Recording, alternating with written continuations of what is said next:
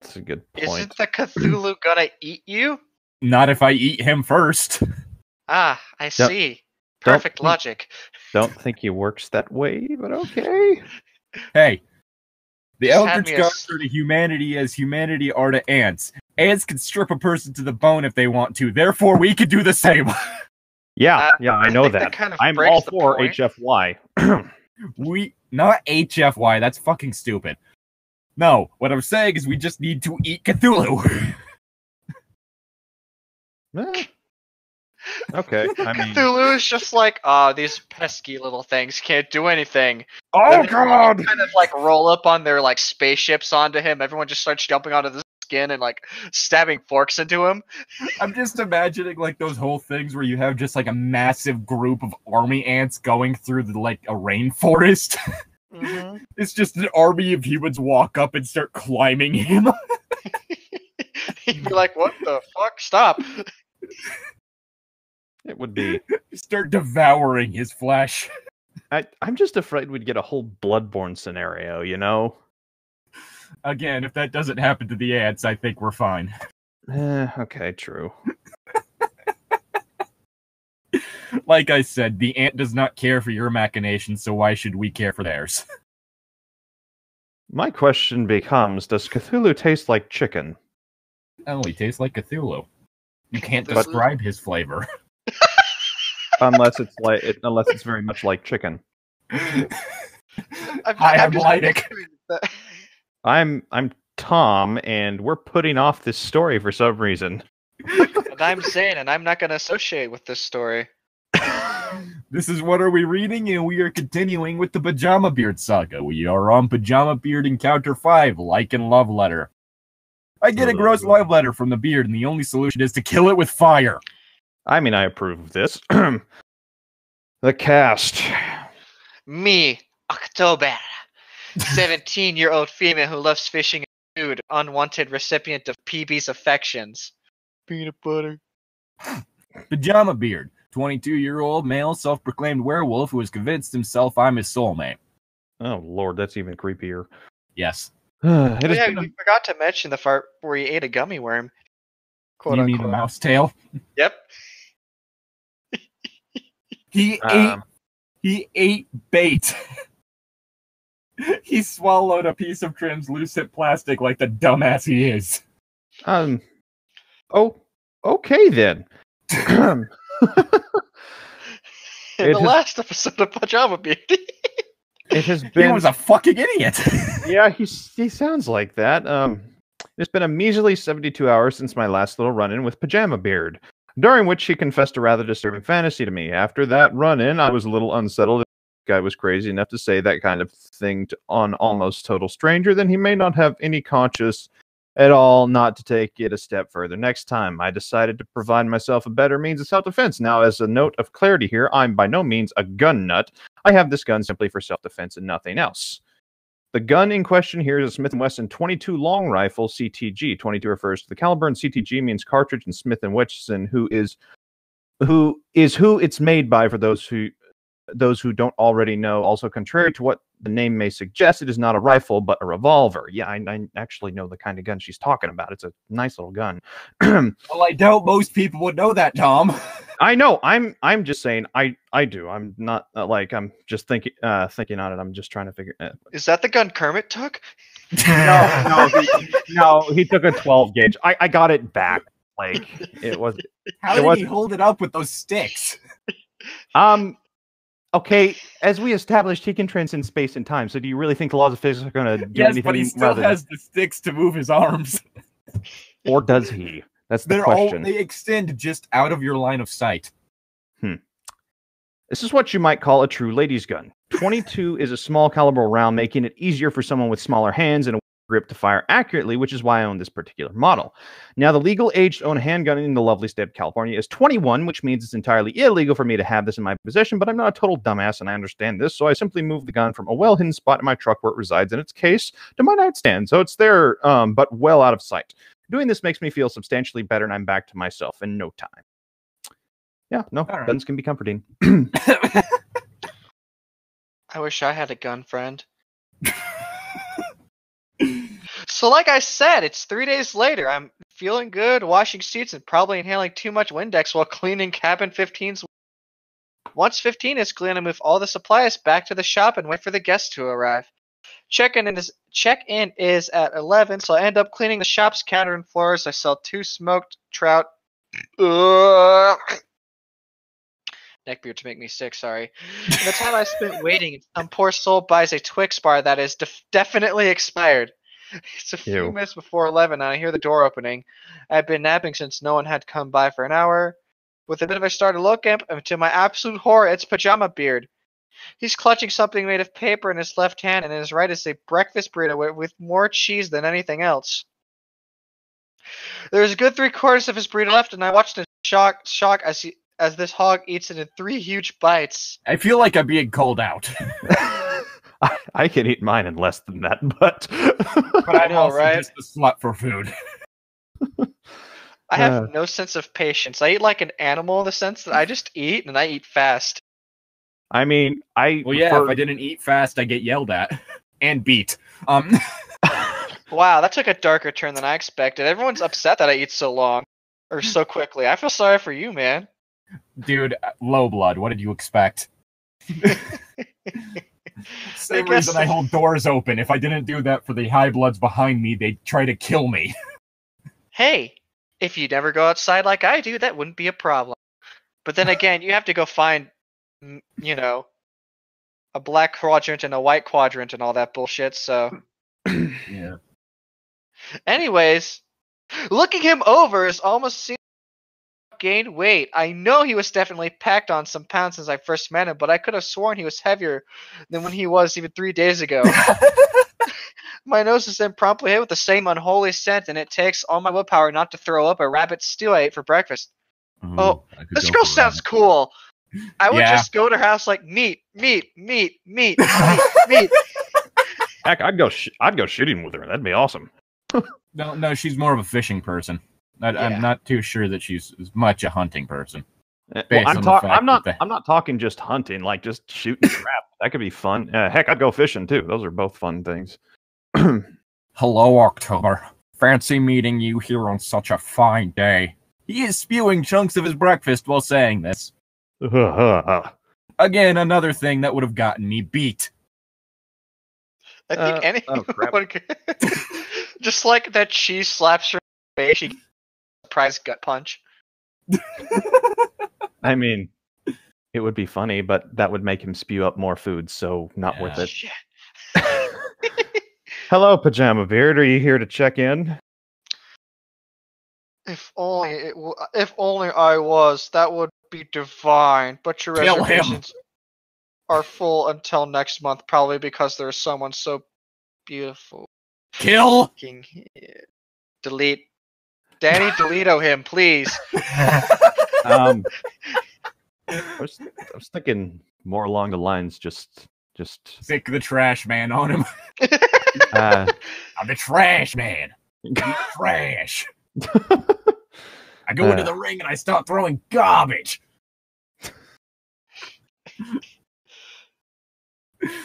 I would call Dan more handsome than beautiful. Okay, fuck, that's good. mhm. And if you're not here to check in, then I cannot talk. I'm working, and guests are set to arrive shortly. So whatever it is, please make it snappy. He looks at me, then somewhat disappointed, proceeds to stretch his left hand out to me. The piece of paper I saw was not actually a paper at all, but a sweat-marked sealed envelope. Ugh. For you, milady. No. Oh, I write about lost it here. No one had ever said that to me before, and it made me want to crawl in a hole and die. I proceeded to reluctantly pluck the letter from his greasy palm using the thumb and forefinger pinch technique. Nee. Clever girl. Thank you, PB. Now, I have to get back to work. Zane. Before PB could say anything, his stomach made the loudest sound I ever heard a stomach make. Probably could have heard it even standing outside at the pond. That's how loud it was. Eh. I guess 4 wasn't enough. For what? 4 burritos. Should have gotten 6 just in case, and maybe 3 extras. Has Browns orders instead of 2. Oh, I think it's supposed to be hash brown. well, he's the big chunk then. Oh God. If he's stuffing like 4 burritos down his throat, this man's big chunk. This Okay. man was not blessed by a good metabolism. Okay, I can eat a lot, but like breakfast burritos too is about the most I can do. Like, I refuse to eat less than 3 eggs. But, This is Yeah. a full burrito, dude. yeah, this is 4 burritos. Like, that's more the kind of thing where I'd be spacing those out in the morning. Like, I'd eat one, get hungry an hour later, eat the next one. Yeah, that'd be like Because my breakfast? stomach is an absolute hellhole and never stays full for more than an hour. That such a shame.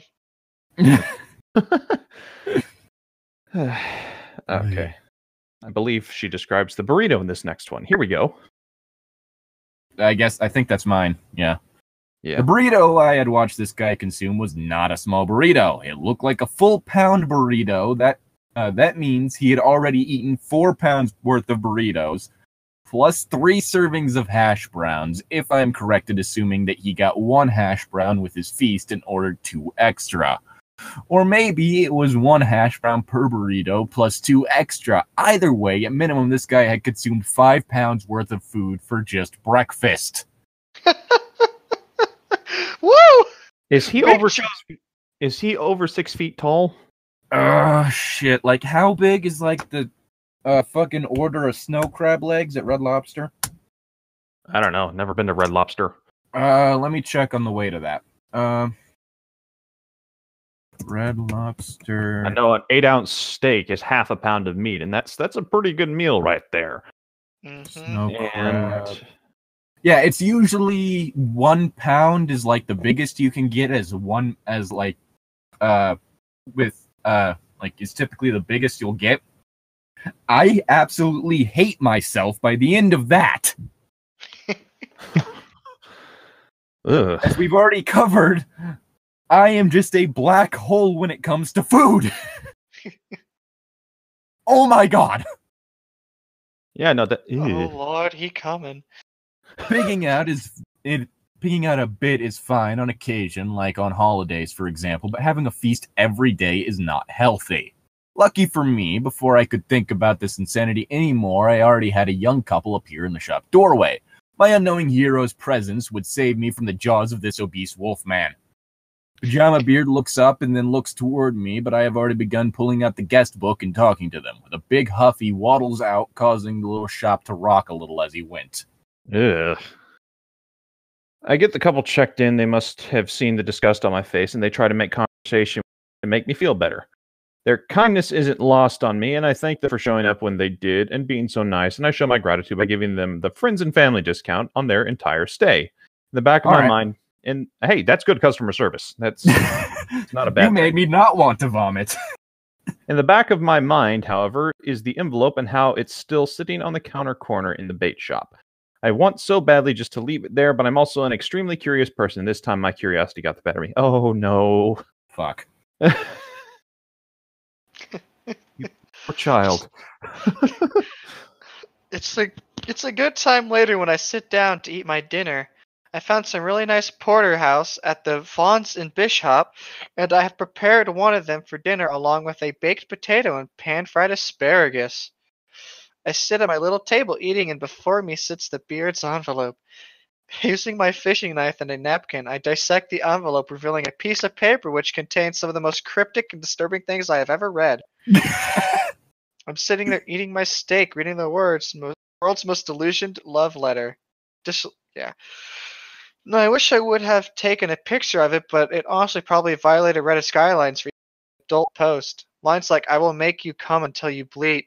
What? Oh. And if your boyfriend tries to get between us, I'll slice his head off and Oh. Excuse me. That no. Oh.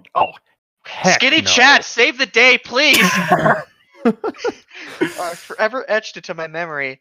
I would have taken that shit straight to the police if it wasn't for the fact that he was smart enough to type it and not handwrite it. I doubt anyone would actually believe I received this and it wasn't some kind of cry for attention or hoax.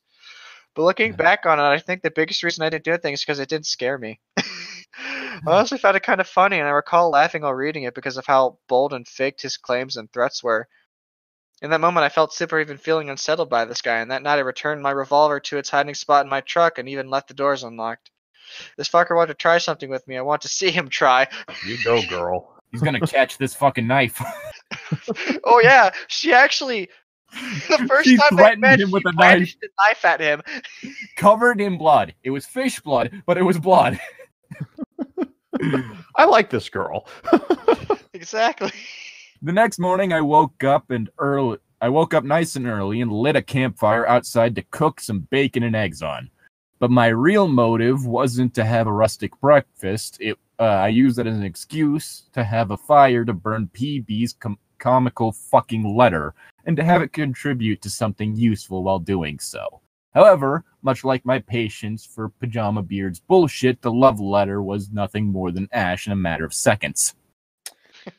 In the next installment of the Pajama Beard Encounters, we'll skip forward a bit to my boyfriend's visit and Pajama Beard's jealous fury. Oh, Yes! Kitty Boy Chat saves the day! Edit, my plan was to skip forward a bit to avoid spamming this sub with stories. Plan being to release only 2 more. However, if enough interest is expressed here, I can post more to my personal page, so please let me know. All right. Wait, this is recent. This is only a month ago. Is this going? No, because the part after part 6 is the final. Damn it. All right. Pajama Beard Encounter 6, the finale, part 1. The boy, the knife, and the beard. My boyfriend comes to visit me, and Pajama Beard can't handle seeing this lady with a Chad. He is a Chad! Skinny boy Chad! Skinny boy Chad! Then I do something that probably should have gotten me arrested. Oh. Oh, this will be interesting. The cast. Me, October, 17-year-old female who loves fishing and food, recipient of Pajama Beard's affections. Matt, my 20-year-old boyfriend, who we'll just call Matt for this story. Rainbow Trouts. Since they appear in every story, they're technically part of the cast. Yes. Good fish. It tastes delicious. Pajama Beard, a 22-year-old male werewolf who decided I am the object of his desire. Matt, please be the chattiest Chad ever. Please. Dan the boss man, my boss and the owner of the lodge/cabins.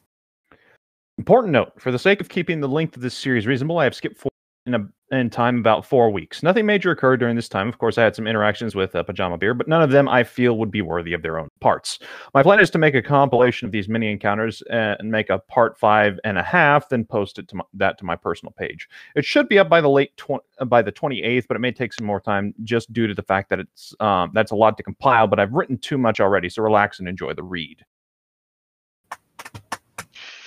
It has been 4 weeks since I received my love, quote-unquote, from Pajama Beard, and as stated above, what occurred in that time wasn't really very important, just a few minor run-ins that changed nothing about PB or myself, minus the fact that PB has gained considerable weight in this 4-week period.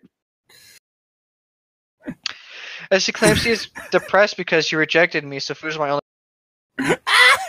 However, emotional manipulation has no effect on me, and my hatred for this land whale never ceases or lessens. Land whale. Yeah, big chunk. Get ready for Big Chad. Oh, God. I woke up at around 6 a.m. and I'm eager to get my day started. Today is the day Matt is coming to visit me, and since I haven't seen him in roughly 2 months, I am very excited. I had gone down to town the evening before and called him. I confirmed that his directions were correct and verified where exactly I would be to meet him in town the following day. While I was down there, I drove into Bishop and stocked up on groceries. I make myself breakfast and watch the sunlight hit the glacier from the small picnic table at the pond. It is going to be a beautiful summer day. Since the drive from where we reside is about 4 hours and Matt's plan is to leave at 6 a.m., I still have 3 hours to wait until I should be down in town at the little restaurant, our designated meetup spot. I bring out my cast and pole and rig up a fly. After half an hour of trying, I'm successful in catching one of the native brook trout. I almost said brook trout. I'll turn this Rock frying salmon pan trout. into a Into drying pan. pan. That somehow found its way into the pond. After that, I head back to my cabin and swap out my rod, then eagerly watching the clock. I fish for around 2 more hours. I catch 5 nice rainbows and just have enough time to get them back to my cabin and put them in a bucket of water. At that, I jump in my truck and wave goodbye to Dan as I go. I had taken 4 days off for Matt's visit at that week, so Wednesday, Thursday, Friday, and Saturday. So excited to see him again as I drive down the mountain. I don't even think about the black BMW that drives past me. Should have paid more attention. Yeah, Oh boy, it sounds like a good morning, like Is fishing that like that. Pajama Beard's car? Yes, more than that likely. was the car that was pulled up whenever he was asking about her number. Oh, I remember the stupid RV. Yeah, that was the whole thing, is like he was asking her boss for her number, which is something that you can't do. Mm-hmm. And Dan, being the man he is, didn't do it. Dan the boss man. I get down to town about 30 minutes early. I've driven this road for 2 summers now, and though it usually kills 2 drivers a summer, I've gotten pretty good at driving it in about 7 minutes. Yeah, no, that's mountain roads for you. I end up sitting around in my truck on my phone, catching up with what has happened in the 2 months I've been working. Though I've used my phone roughly once a week to call Matt/my family, I haven't looked at the news at all.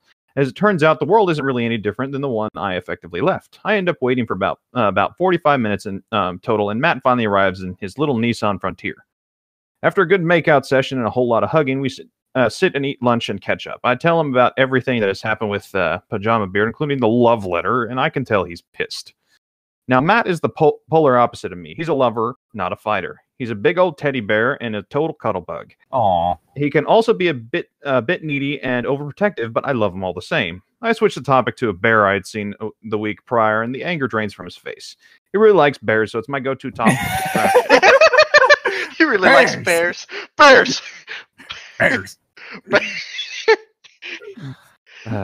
Reminds me of this one time when I was at West Yellowstone. They've got like bears and wolves there that you can see, and like it's really cool to see because wolves are enormous, but the bears are even bigger.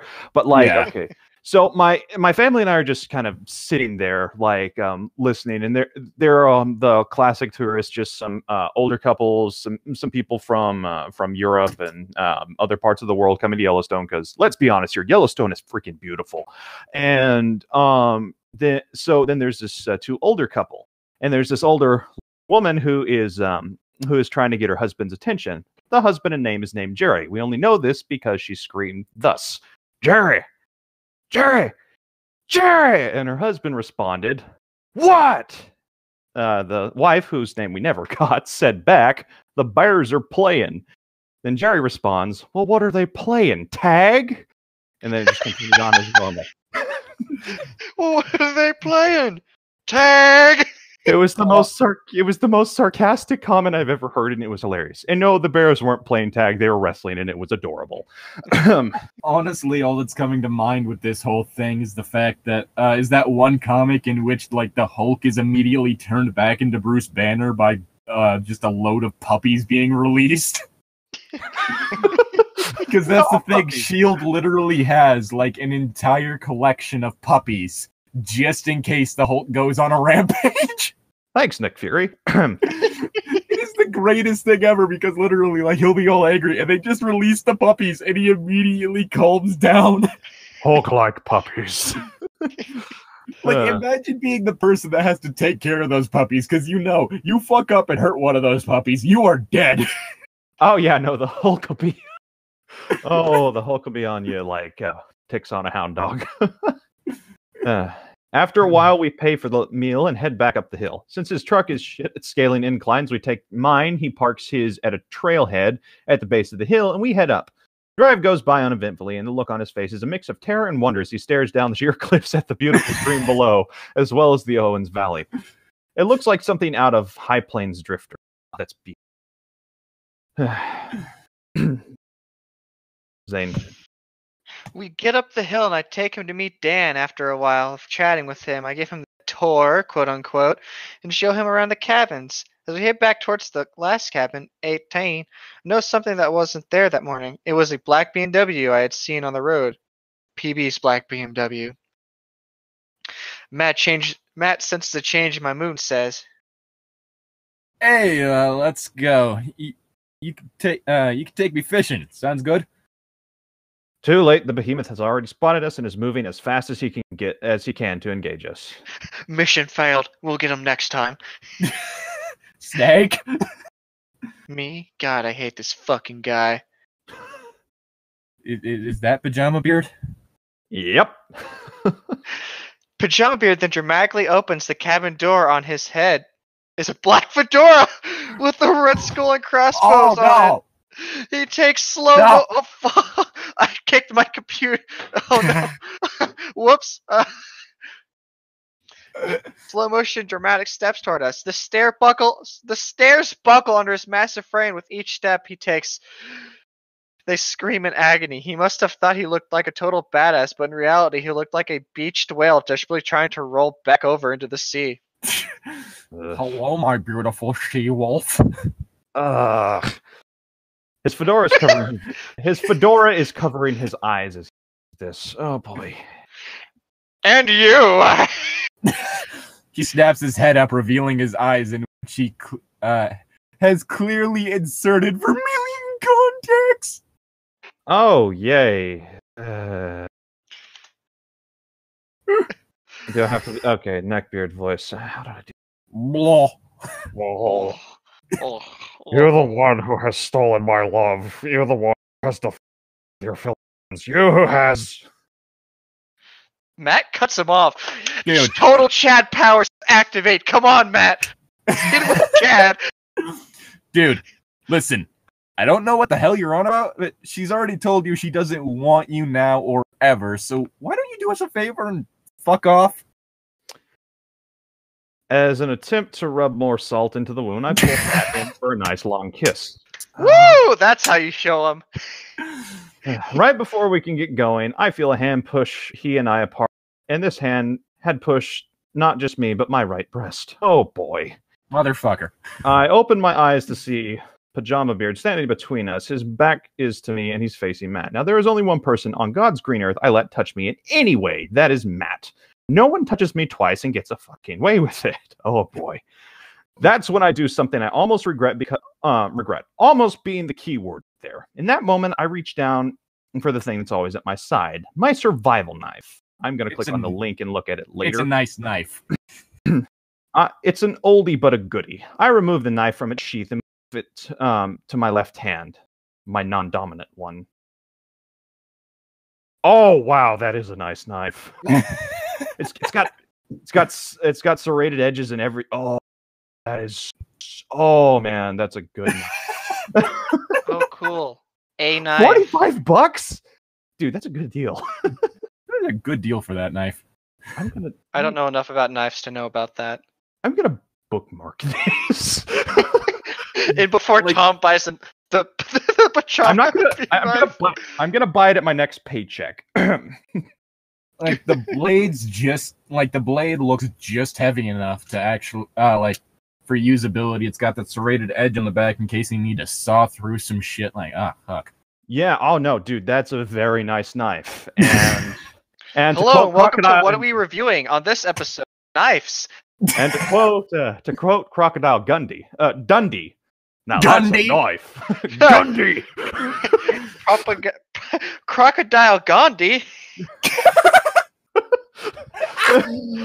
Crocodile Gandhi. I just imagined Gandhi with petting an alligator or a crocodile. I'm literally imagining a crocodile dressed up as Gandhi. Oh, so rather than Raptor Jesus, it's Crocodile Gandhi. If he gets too peaceful, he'll nuke you. No, he won't nuke you. He'll drop alligators. Crocodiles. Crocodile bomb. Anyway, Zane. I approach Peanut Butter. Pajama Beard from behind. He's in the midst of trying to fight Matt. Then with my right hand, I clasped his mouth shut. His skin and smell were foul, but I was too enraged to care. I then bring my left hand up, knife still in hand, and I turned the blade toward him, allowing the cold steel to graze his flabby neck. Yeah, you know what that fucking is. So why don't you listen to him and fuck off? Or... This time, I take the dramatic pause. Perhaps you'd like me to demonstrate my cutting skills. You can't be that different from a trout, can you? Mind you, I'm saying this all as calmly and coolly as possible. I could just cut your throat and bleed you out, then split you up the middle just like a fish, and even better, you're up here for miles from help where phones don't work and no one can tell your scream from the mountain lions. The perfect place to... Matt shoots me a look. I reluctantly stop, lower the blade, and pull my hand away from his mouth, shoving him as hard as I could from both of us. He turns pale as a sheet, and it smells as though he may have pissed himself. Good! Typical Chad Powers over here. He's like being very sensible. Don't do it. He's not worth it. Don't Calm stab Chad Powers. This is Hey, the essence of Chad Thundercock. Exactly. Hey, Chad Thundercock here. Don't stab people. Unless they're really asking for it, or self-defense. But this isn't self-defense. This is just a sad, sad man. This is just threatening to kill a man. I mean, can Yeah. you blame her? Like, you Yes? technically can't claim this as self-defense, but no, I don't blame her. Yeah. All right. I can't claim so- self-defense. Yeah, sorry. You're a coward. Okay, that wasn't the best, but whatever. I don't care. He's shouting at Matt. Fuck you! I know why he's pulling that shit, motherfucker. It's just like that shit that was going on earlier. A lady shouldn't. What is a lady like you doing out here by yourself? Fucking can't stand this bullshit. Duel with me on your honor by the pond at dawn. No outside influences. He looks to me, and then, and I sneer at him. He quickly looks away. I really hope he just has the big dick energy to just not go. Sparta kick him into the river. No, he doesn't even show up. He just doesn't care. No. The problem with that is that the beard would take that as their win. Who gives a shit what he thinks, though? I mean, Zane has a point, but... I mean, I guess if she is coming up here to harass him, you probably should at least show up. Anyways, is my line, Yes. well, Yeah. wow. Fine, I'll fucking fight you now. Screw off. Satisfied that his challenge for the lady's hand has been accepted, Pajama Beard swiftly turns away, making sure to stare at me with his stupid contacts one last time. Then he marches back up the steps into his cabin. Matt and I don't talk about what happened. We simply walk back to my cabin in silence. I grab my fishing stuff and he sits and watches. I say nothing of the incident. I think he tell I wasn't in the mood to talk about it at the time. We fished for the remainder of the day until twilight. He catches his fish trout and I couldn't have been more proud. I teach him how to clean it and we have fried rainbow trout fillets with potatoes for dinner. Fillets! Fillet, I don't... It's a Fillets. fillet now. It's a fillet. Shut up. I don't care. Okay, you It's coined the fillet. term. Cool. We're having fish fillet. We stay up late looking at the stars. You can see the Milky Way from up there. After all, it's over 10,000 feet up. Well, it's more about light, pollution. Yeah, there's less light Right. pollution. Also, you're at a thinner area of the atmosphere. And after a while, we go to bed. Neither of us are in the mood to do anything. Both of us have been tired out by the day's events, and in the end, we fall asleep in each other's embrace. Oh, that's sweet. Oh. Nah, what they need to do is just shoot for dominance. Go over and fuck in front of his house, like out on the ground.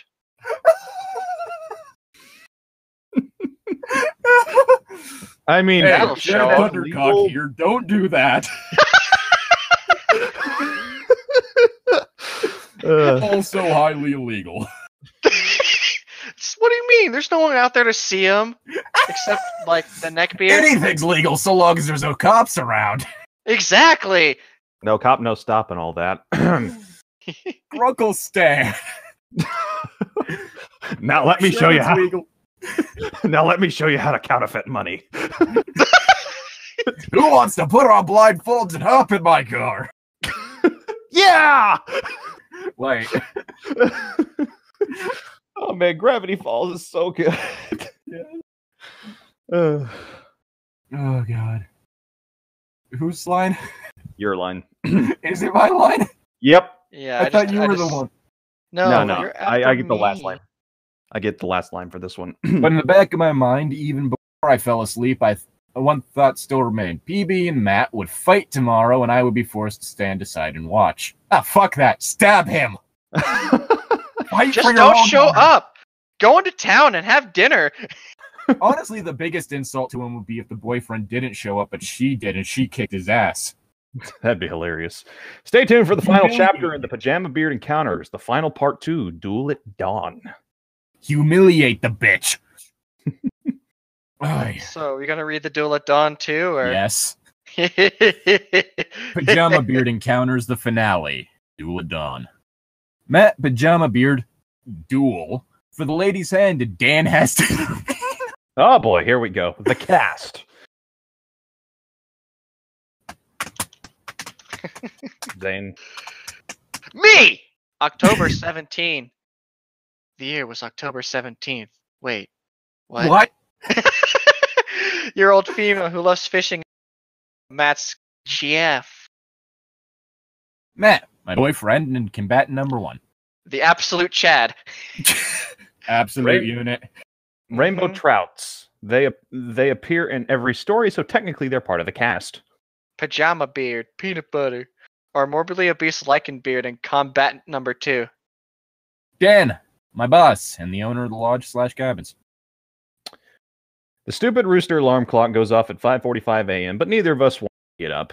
Both of us know what the day has in store for us, and let's just say we're not too eager to get it started. After a bit, though, I climb out of bed and hop in the shower. Even after I finish, Matt is still laying down, and it takes me giving him a nice wet hair smack to get up. That's a funny image. I make breakfast, but advise Matt not to eat anything just in case Pajama Beard, by some miracle, gets in a good gut punch. Matt agrees, but he makes sure to set aside a portion for himself. I made duster stew on the campfire outside. Duster stew is a mixture of any and all leftovers that you have, all put together in one pot and heated over an open fire. Ah, mulligan stew then. Then stirred with a screwdriver. That's awesome. I want to go camping now. I make a bit more of a refined version, but the is still there. And yes, I do use a screwdriver. You go, girl. After that is all said and done, we head out. The sunlight is flooding the mountaintops now, and it looks beautiful. Dawn is almost upon us. Ready for your big fight? Yeah, actually, I've never been in a fight before. Wait, you've never been in a fist fight before? I got close in 2nd grade, but no, I've never been in an actual fight. Shit, well, maybe just put him in a headlock or something. It'll be gross, but that way you won't actually have to fight. Or maybe I should just keep jogging. Hey, Wait, hey, no, hey, sorry. hey. Hey, now, you're an all-star. Or maybe I should just keep jogging away from him or something. Tire him out? I wouldn't, because he might think you're conceding and try to do something unsavory with me. Yeah, maybe you're right. I'll go with the headlock plan then. Or plan C, knee him in the balls and then pummel him when he's on the ground. Or to kick his bitch ass into the lake. I don't that know. too. He's probably got a layer of like belly that's protecting it. It might be a bit awkward to try to get him under there. Gonna kick his belly or something. Anything's possible if you're stubborn enough. Anything's possible if you're stubborn enough. We make the short Break his walk. legs. Yeah, that too. That'd be awesome. We make the short walk down to the pond. To our utter shock, Pajama Beard is already there waiting for us. He has abandoned his fedora, but he still has his contact. Something to note about his contacts. When I first saw them, I thought green. I am colorblind now. However, Matt later corrected me and insisted they were bright red, so I'm just going to with he still had red contacts in. Yeah, it was mentioned earlier that she has trouble with the red spectrum. This guy I just dislike more and more. I can only imagine how the first couple episodes went. I hated it. It was my first time experiencing the Neckbeard. Yeah, terrible, ain't it? Mm-hmm. Is it my turn now? Yes. Pajama Beard wastes no time engaging Matt. I take up a spot at the pond picnic table and the fight begins. I know they're saying thanks to each other, but they've moved just out of earshot and I only catch snippets of what is said. Since Matt isn't generally an aggressor, it's no surprise that PB ends up taking the first swing. His punch is almost as slow as he walks, and Matt doesn't have to do much more than take a good step back to avoid it. Matt proceeds to take a swing back. It's clumsy and far from elegant, but it hits his pudgy mark. Matt worked in construction with his dad for a good 2 years before going to college. Yeah, he's the big Chad. I put 5 years asked to go. So what he lacked in skill and grace, he more than made up for in strength. PB's face contorts a bit as Matt's heavy side punch clearly hurt. PB swings again, except this time he looks like he's going for more of a scratch than a punch. What? He makes contact along the side of Matt's face and he flinches a little. Matt then, in an attempt to follow through with the pain, goes for a headlock. To my surprise, he's actually successful, but clear to tell what's happening. PB is flailing about wildly. Then when PB makes his smartest move of the entire fight, he pushes back against Matt and goes deadweight. Hit the ground hard. Matt was unable to clear himself completely of PB's enormous mass, so his right side is pinned under PB's now uncovered stomach. Matt wiggles free, trying to kick PB's gut off him as he goes. They land in the mud along the side of the pond with Matt's back is now totally caked in it. Pajama Beard must have worn himself out because he is unable to get himself up and tries a few times, but he can't get his legs underneath him. His stomach is way too fat and it's forcing his legs apart. Matt walks over to me as Pajama Beard lays somewhat helplessly defeated. Yes, somewhat jokingly. How did I do? You looked like an autistic chicken, but you got the job done, I guess. Well, like I said, I've never actually been in a fight before, and I can't say I enjoyed it all that much, but I mean, look at me. He turns, revealing the extent of the mud. Before I even have time to say anything in response to what I'm looking at, Pajama Beard shouts, "Don't think this is over yet, coward." Oh, Lord. He then proceeds to hurl a mud ball in our direction. It hits Matt with a smack in the neck and a little gets on my sweater, then all hell breaks loose. Matt is furious as he pounces with unprecedented grace on the beached whale like a mountain lion on an unsuspecting deer and begins punching him mercilessly. Go! You go, man! Woo! Look at this lad. Super chat activate. Pajama Beard is squirming, shouting, "Stop! Fuck! Stop! Stop!" Causing mud and grassy debris to fly everywhere within a 5-foot radius. It gets to a point to where even I have seen enough, and I get up from the table and run over to pull Matt off him. Right as I get there, I look away for a split second and see Dan running down the path from his cabin, hose in hand. What? Here we go. I get the hell out of the way as he blasts them both with freezing water. Matt springs up and runs back towards me to avoid being sprayed even more. PB, however, is unable to get up and get away, so he gets blasted while Dan yells. Okay, yeah, so Dan is a camp director, right? Yeah, he owns the place. Yeah, he's probably broken up fights before, and honestly, I see pretty good motivator to break up fights. Yeah. One God's name is wrong with you two. This is a fishing pond, not a wrestling ring. I like Eventually, he turns the hose off the hose and he helps Pajama Beard up, and Matt is staring at me with sorry eyes and says nothing. Dan promptly scolds them both, telling them that they shouldn't fight like that in front of the young lady, etc., and that they both ought to be ashamed of themselves. I remember him saying, "This may be the woods, but that don't give you the right to act like animals." Matt apologizes, with Pajama Beard simply stands staring like his nose. His nose looks dislocated and his left eye is severely bruised. Yes. After Dan is finished, Pajama Beard grumbles something under his breath and waddles off. Dan then goes back up the path, but this time towards the shop, and I have him leave the hose. Well, yeah, you shouldn't be fighting in front of a young lady. The young lady should be the one doing the fighting. Kick his ass. It's your line, Llytic. Yes, I know. Kill. I do my best to spray Matt off before he tracks mud into my cabin. Then I make him strip down to his boxers so I can hang dry his soaking wet clothes. I send him to take a warm shower and tell him to eat his stew. I sit outside for a while after hanging his clothes on the line and reflect upon all the events that had led up to this one, and then I end up chuckling to myself a little. After a while of quiet reflection on the steps to my cabin, Matt comes out to join me. There are some little scratches on his face, but nothing too bad. We sit on the steps together and have a good laugh. Seems like all seems right with the world again.